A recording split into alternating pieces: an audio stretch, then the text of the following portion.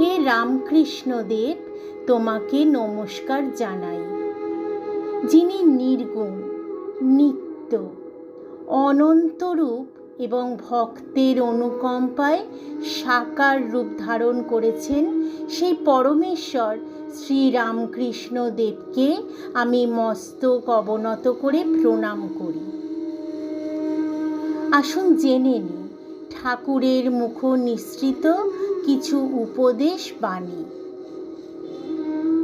ঠাকুর বলেছেন, মানুষ আপনাকে চিনতে পারলে ভগবানকে চিনতে পারে। আমি কে ভালো রূপ বিচার করলে দেখতে পাওয়া যায়।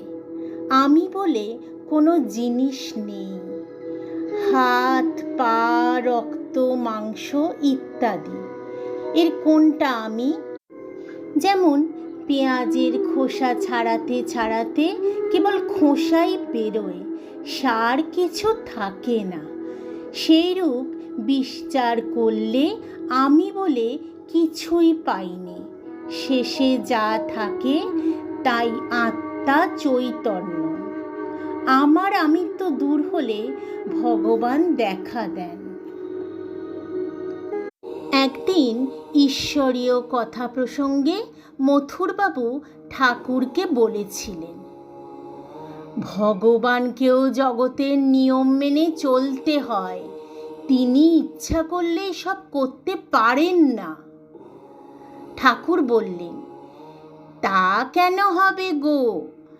তিনি ইচ্ছাময়, তিনি ইচ্ছা করলে সব করতে পারেন।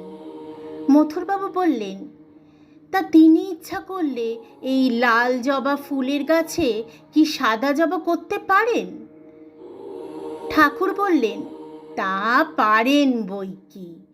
তার ইচ্ছা হলে এই লাল জবা গাছে সাদা ফুল ফুটতে পারে।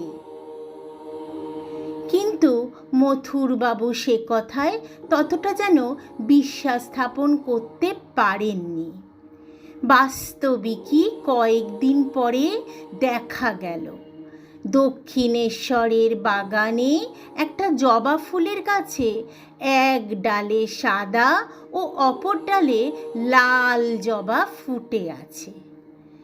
ঠাকুর ডালের গোড়া শুদ্ধ ফুল দুটো এনে মথুরবাবুকে দেখালেন। মথুরবাবু মহা আশ্চর্যান্বিত হয়ে বললেন, বাবা, আর তোমার সঙ্গে তর্ক করব না।